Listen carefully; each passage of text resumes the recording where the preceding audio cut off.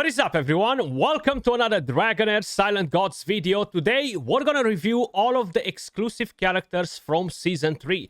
We're gonna see if it's worth pulling for multiple ones of them, or we should all prioritize Rook and forget about the existence of the other characters. As every single season, guys, we're gonna have new characters, right? And this time around, we're gonna have 5 exclusive characters. Some of them seem really good. Some of them seem less interesting, so we're gonna review each one of them. Before we get into that, if you enjoy the content, do me a favor, smash a like, subscribe to the channel. It really helps a lot. And if you guys want to put your hand on free rewards, click on the link in the description down below, use code Skratch as you see it on the screen, and you're gonna be able to claim free Helliolite dice, gems, and tons of other goodies. Plus that helps to support the channel. But without further ado, let's move on to the gallery. So in Season 2, we had Ice Blast, we had Burn, and we had, of course, the Thunderbolt characters joining in, which, to be honest, all 3 of them performed really well. Now, in Season 3, on top of the exclusive characters, we will have some very good characters like Victor, for example, Cinarel, which are overall really good characters. But talking about the exclusives, the new schools of damage, we're gonna have Corrosion, which, of course, each one of these new exclusive characters, especially the new schools of damage, will require the new companions, the new characters that are added to the game in order to work. Sacridia, Whisk to do the Corrosion. Then we have, of course, a few others. We have Guinavivre, which is a new character for the Dauntless. She is a new exclusive with an exclusive artifact, and she seems to be really powerful, especially in Season 4. We're going to have as well different ones like the Shadow. Now, this one seems, in my opinion, the least important one. I might be wrong on it. The reason why I'm saying it is I'm seeing all of these new gear sets that are really favoring the summoners rather than favoring the new school of damage, which was something that I was kind of like expecting to see. They've changed him. In the old version of the game, they were actually pretty good, the Shadow, right? But now he's dealing enlightenment damage. It seems to work slightly different. And one thing that I want to mention, I am not going to base any of this on the Chinese version, because what we're usually seeing there is not the reality. It's like a parallel universe where the laws of physics do not apply for them, okay? That's exactly how it feels like it. Every single time we're looking at how some of the teams perform on their servers, right? Because either they have no damage reduction, either they have different talents, either God knows what else they might have in there that we do not, okay? So that's why I think it's really hard to count on all of that, right? But let's start with the very first exclusive that is being added to the game, and that is Cororak. Now, this is a wild character which will enable your wild characters to do more damage. Personally, I think maybe one of the best replacements for him, it could be either to drop Casper out of the team, either to drop Erich out of the team. He does not have an exclusive artifact yet. It doesn't mean that they won't be bringing in at some point an exclusive artifact for him as well. The whole idea is that he will enhance your team to basically increase the roll on the dice. So you're gonna have an additional roll on it. Each time the hero casts a skill, grants flame to a random wild ally for 20 seconds. The flame stacks up to 1 time. Each time inflicting flame, the hero gains 1 stack of flames ablaze, which will increase the damage dealt by 5% up to 15 stacks, which is actually very powerful. It's gonna boost their damage a lot. Now, even with this in consideration, Corrosion is still the top performer during Season 3. It was in the old version, and it seems like it is going to be in this season as well. If we are talking about the addition of the Dauntless character, which puts the Dauntless at the very top in the next season, at least based on the parallel universe, that might kind of like question the whole existence of wild and the addition of a new exclusive character for that school of damage.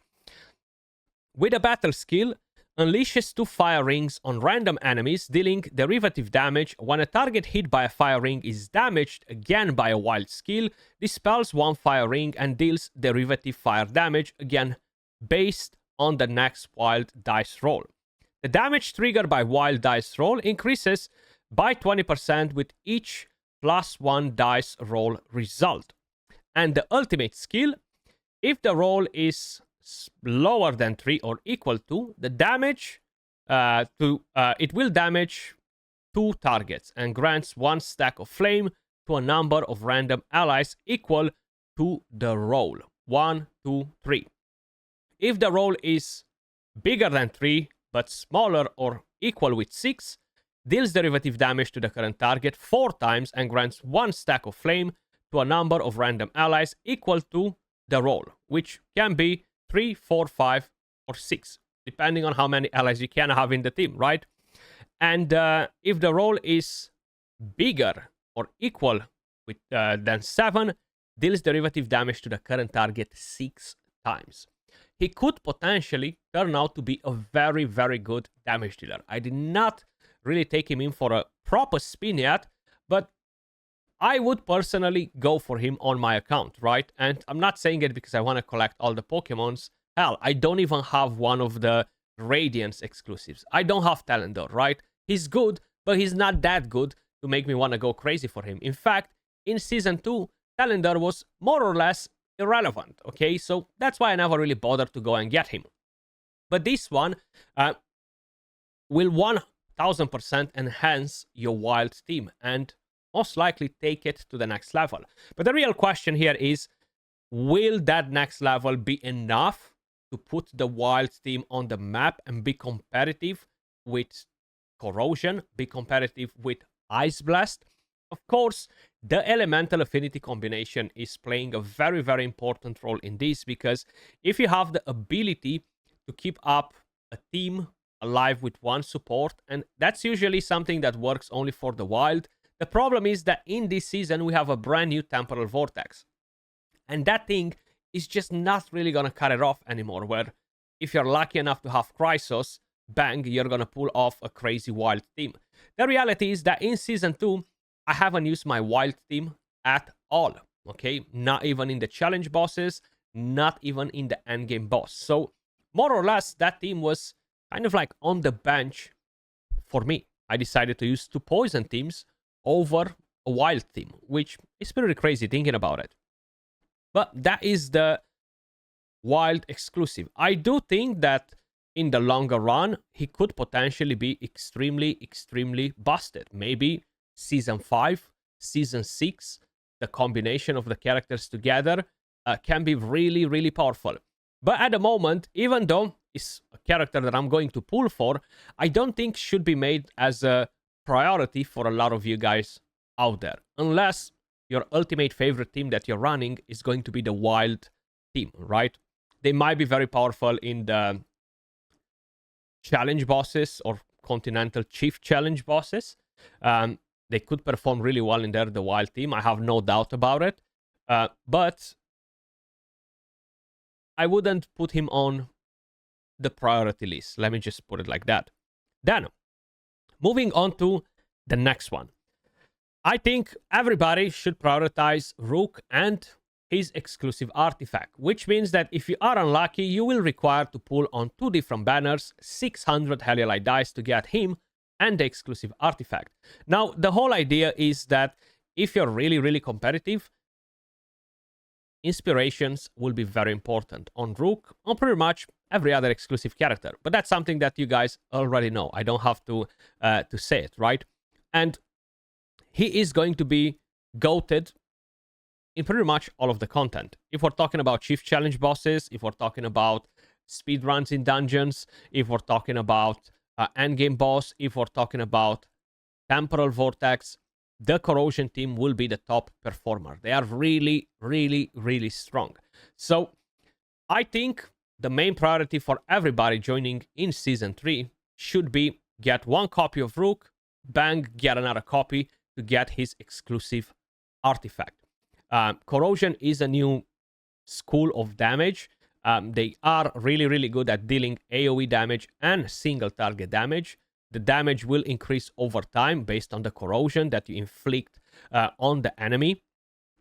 I've done a video showcasing them. I'm not going to go over all of his skills and stuff because I don't think that that's necessarily relevant.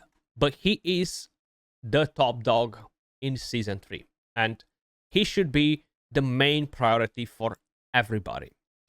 If we are moving on to the next one. So, for example, on my free-to-play account, I decided to start with Nasty Jenka. On my main account, I'm fortunate enough to have an inspiration for Nasty Jenka. And we have the new exclusive character, Guinavivre. She does come with an exclusive artifact. And I do think that for most of the people that do want to be competitive, getting her on your team is going to be very important. It might not be the most important thing in Season 3, but from what I've seen in Season 4, they are literally crazy, crazy, crazy powerful. Now, I did hear some rumors saying that something with her talents, something with the whole element is not as powerful on our version, which could potentially be the case. But the reality is that this character only became really powerful in Season 4 together with the rest of the Dauntless. And the reason why I think a lot of you guys might as well prioritize in getting her after Rook is because you might already have Nasty Jenka, okay, which gives you a big advantage. If you're gonna go for Ozzel, if you're gonna go for Amadia, you need everything. You need all of that juice to glue it together to make the team with them, right? But with her, you take it, you plug it into your Dauntless team, and there you go. So I think she is a very interesting character. Basic attack, pierce enemies in a straight line for an extra tile. After every basic attack, the next one will become a 3-hit combo. Each hit dealing attack lightning damage. The battle skill displaces the enemy with the lowest HP, dealing damage and marking them for 8 seconds. If the target is hit by a basic attack while the mark is active, there's a chance of dealing lightning damage. So imagine how your other characters will just go pew, pew, pew, pew, pew, pew, pew, pew, pew, like machine guns, and trigger this skill. Pretty damn crazy. And the ultimate, attack speed up to all of your allies, changes the attack form, turning the passive 3-hit combo into a 5-hit combo, with each hit dealing more damage. And after triggering the 5-hit combo 3 times, it will revert it back to the 3-hit combo. She has crazy, crazy potential in a Dauntless team. My priority will be get Rook, get her artifact. I already have a copy of Rook. I already have a copy of Amadia. I already have a copy of Ozzel. I will get the Fire exclusive, the wild one, and then I'll be looking at potentially getting the exclusive artifact for Amadia and getting the exclusive artifact for Ozzel, which might not be that important overall, but she is definitely worth picking up, especially that you might already have everything that you need to make her work. Moving on to Amadia. I actually did a video on them today. I think they kind of lost their magic. On the old version, while they weren't very powerful in dealing damage anywhere, if we're talking about PvP, PvE, Vortex, dungeons, endgame, they were weak, okay? They were actually really weak in the old version. But their strong selling point was the fact that she was not requiring any crit rate whatsoever, which made her a powerhouse in the first 1-2 weeks because you are able to build her like no other character. 0 crit rate, as much attack and crit damage as possible, which gave you a huge advantage in progression, allowing you to climb higher stages to deal more damage in the Vortex and pretty much everywhere else. Now, since that is not a thing anymore, I personally don't think they are that great based on what I've seen in terms of the damage, the way they're farming the dungeons, which is pretty slow. I don't think they will be better than in the last version, okay? I'm not going to jump in fire and guarantee that that will be the case. I have honestly no idea what the challenge bosses are and the endgame boss. I can't really remember everything that we had in the last version, but I know for a fact they weren't performing that great before, and I think they will be more or less on par with what they were in the past. Even though their damage now is based on enemy max HP, is all about engaging into longer fights with them to be able to stack their passives, etc., and really throw out a lot of damage. But I think she is probably the next in line over the Shadow one. So if you are really loaded, you could get her as well. Get Rook, 2 copies, get the Dauntless, get the Wild, get her, and then consider the Shadow one. But if you are free to play, even on my free to play account, what I'm going to do on my free to play account is get Rook, get his artifact, get the Dauntless character. That's my main priority for the free to play account. I know for a fact that as free to play, I can get exactly 3 or 4 exclusive characters per season, completely free to play. And I'm going to go in that way. Now, while you are summoning on all of these banners, of course, you will have the chance to summon some of the new ones, some of the old ones as well, based on your luck. But she does require the aura characters in order to make it work. Are they going to replace the rally team? Probably not. But they can twist it around and make you think that they will, based on what challenge bosses they bring, based on how good a rally team will perform in there versus an aura team. But I think, considering that both of them are specialized in AoE damage, including the new aura team, rather than single target damage, I think it's very hard to beat the rally team. Considering that we've got Gladys as well, which really pushed them to the next level.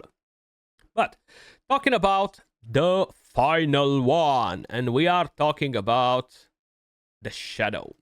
Now, if you guys recall if you recall the video that I've done a few days ago, talking about all of the new gear sets and stuff, there were, I think, 2 new gear sets benefiting the summoners. One of them was literally saying the summoned units deal more damage. One of them was for each ally on the field, you get increased attack. The only team that can have a lot of allies on the battlefield to really feel and stack to the maximum that set is the summoner team, because you can only have 5 characters in a team with any other element, right?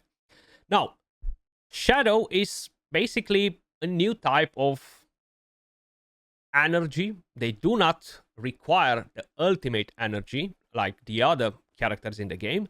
Instead, they will stack this shadow energy, which will enable them to use their skills and make the most out of it, which means that they will need enablers, buffers that will fill the shadow energy for the damage dealers. He used to be pretty good in the past. He was doing decent damage across all of the game modes, but now with the enlightenment and making him deal derivative damage and prioritizing, in a way or another, AoE damage versus single target damage, I really don't think that he's going to outperform the Shadow team, which a lot of you guys already have ready to rumble, right? I just think that he should be the last one on the priority list. Now, if you really like the way he looks and stuff, go for it. Treat yourself to a weird-looking character with 4 arms and a weird face, right? Because he looks really, really weird. Personally, he's going to be the least important character for my accounts, both free-to-play and the main account, right? Let me know what you guys think in the comments down below as well. I don't see him as being extremely important in any of the content. If we are talking about dungeons, progressions, and all that stuff, we are pretty much already set. It's very important to pick the right characters at a beginning of the game in Season 1, when you start from scratch, you have nothing on your account. It's much harder to develop like that because you're going to be limited on the team options that you can build to push on higher stages in dungeons early. But now you developed your account. You have characters from Season 1, from Season 2. Getting a character that could potentially help you in dungeons becomes less relevant than it was in Season 1 because, you know what? Well, I have plenty of different options. I don't need him to just do that.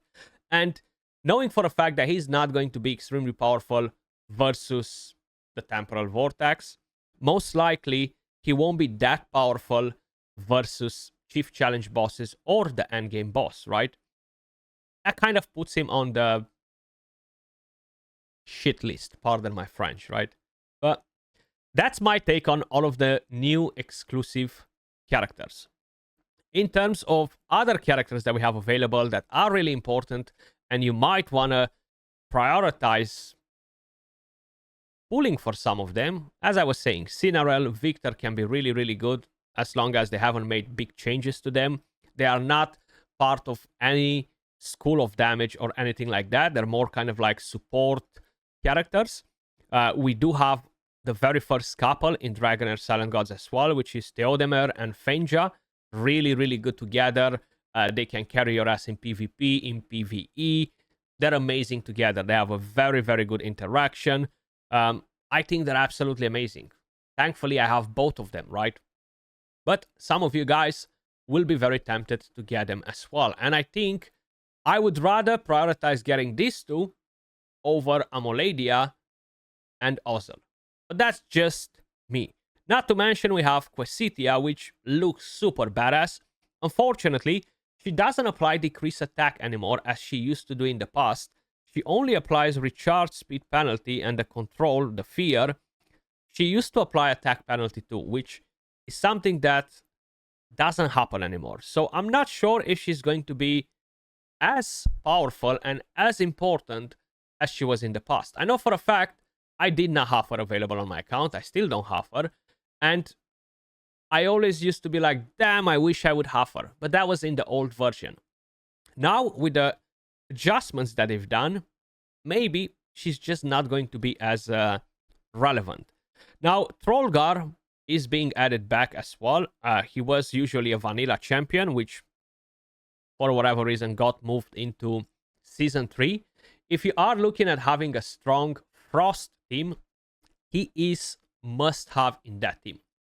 So he will grant attack up to all of your Frost heroes. You can forget about Hochadir.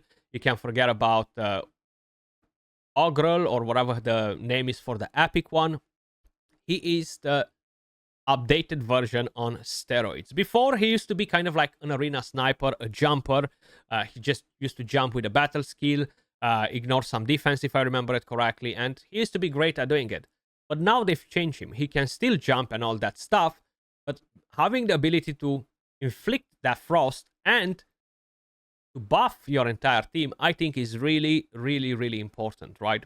So you might want to consider some other characters in the process and maybe do not prioritize so many legendary ones.